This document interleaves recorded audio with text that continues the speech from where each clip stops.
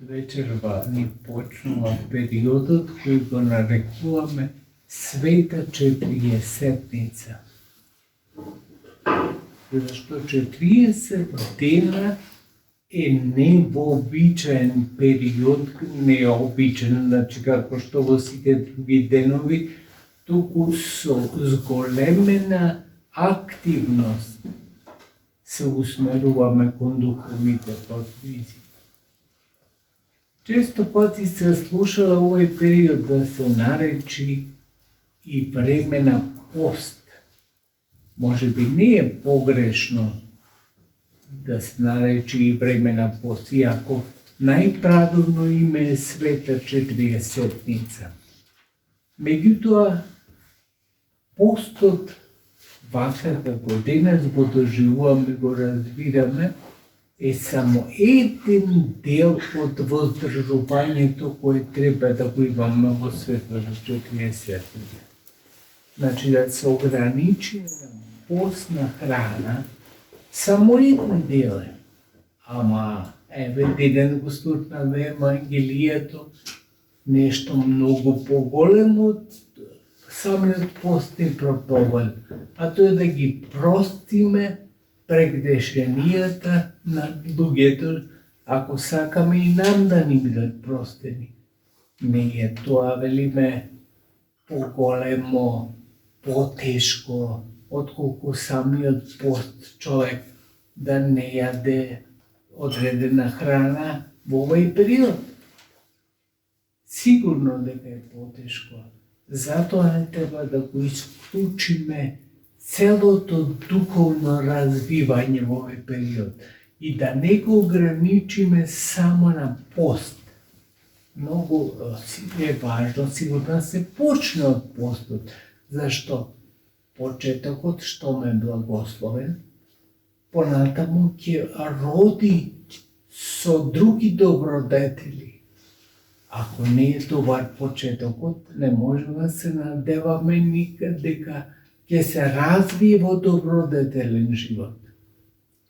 Меѓутоа, свесни треба да бидеме, особено поискусните во тоа, кој постеле не еднаш, не два пати, не 10 пати, овој пост повеќе пати го постеле.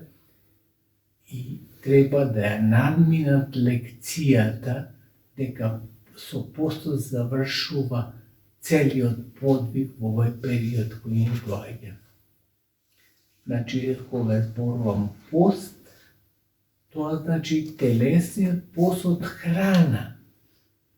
Ама секако можеме пост да го наречеме и другото воздржување, кое Господ, еве како што слушнавме во Евангелието кое го прочитавме, ни го препорачува, затоа што подвигот кој го правиме во овој период не прави духовни атлети, односно духовни битија кои повеќе аспект, односно повеќе цена ставаат на воздржувањето, отколку на некои други телесни особини кои се карактеристични за луѓето што не се воздржуваат.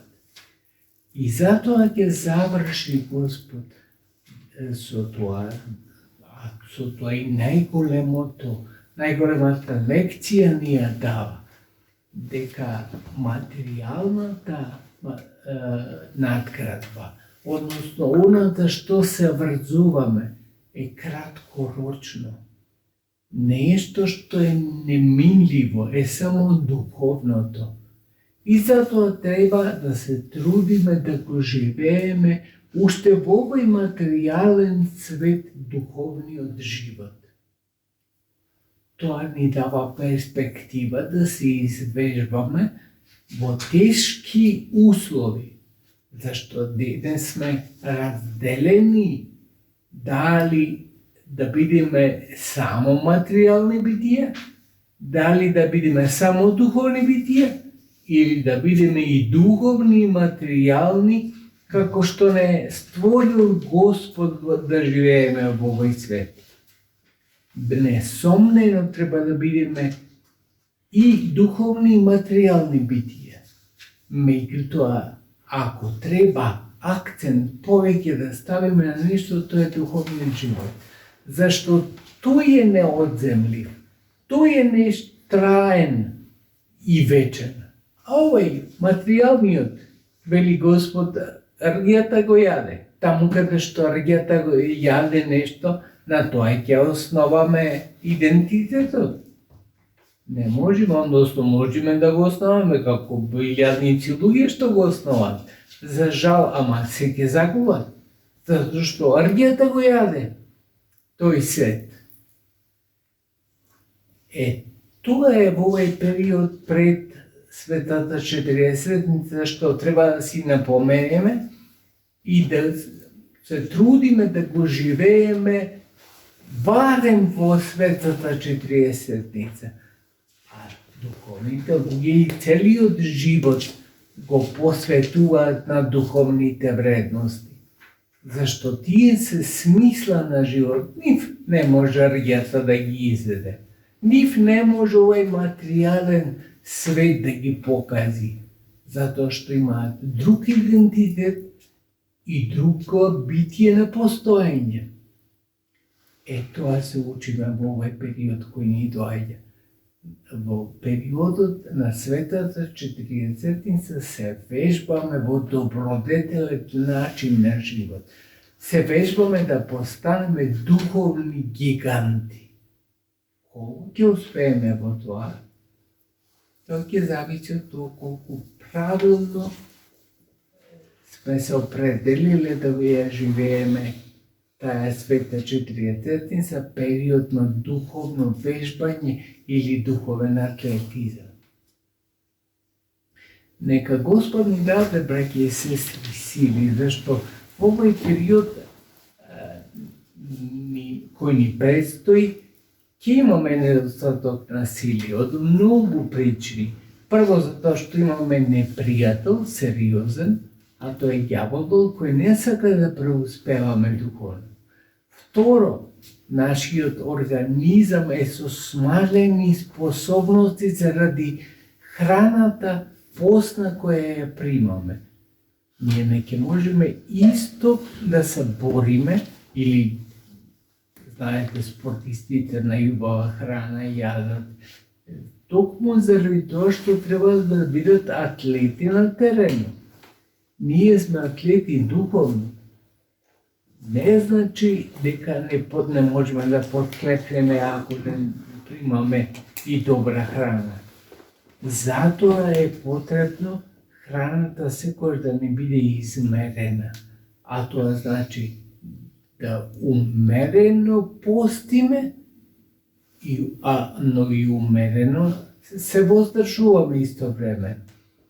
Затоа што тој ќе ни даде права вредност што значи постот.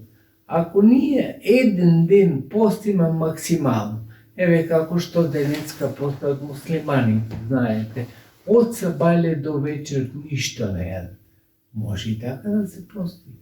И така има и одредени рецепти за пост. Меѓутоа, црквата ни долгогодишниот период на воздржување видела дека не е тој најдобар период. Помалку и тоа е совет денеска од лекарите, од медицината, помалку се да се вкусува. Велиме дека во тој период не треба да вкусуваме мрсна храна и добро е, тоа е воздржување кое го правиме, но не треба да правиме воздржување, да кажеме, ако не можеме, ако не сме стигнати до тому 40 дена ништо да не јадеме. Како Христот што не јадеше ништо кога беше во пустината. Христос може тоа да го направи, можат и некои други духовни гиганти да го направат. Ама се сомнам дека сите можеме 40 дена да постиме до таа мера ништо да не пријамаме за јадење. Зато умерено и под водство. И оние кои повеќе пати постеле, и оние кои сега да почнуваат да постат, сите тие нека бидат под духовно раководство. za poiskusen odliv, duhovnik, sveštenik, da im kaže, da gi upati vo načinu kakva taktika se pravi vozdržovanje. Zašto nije naša ta smisla da gorime i da izgorime. Kako da gorime i nikoga da ne sogorime. Kako što vo kandelu se doleva maslo, tako i nije treba da gorime za Boga, ma nikoga da ne izgorime. Milost Božja neka bude s usite vas, neka ve čuva i neka vi dade dobar podbeg u ova svetla četvrtnica koja ne predstoji.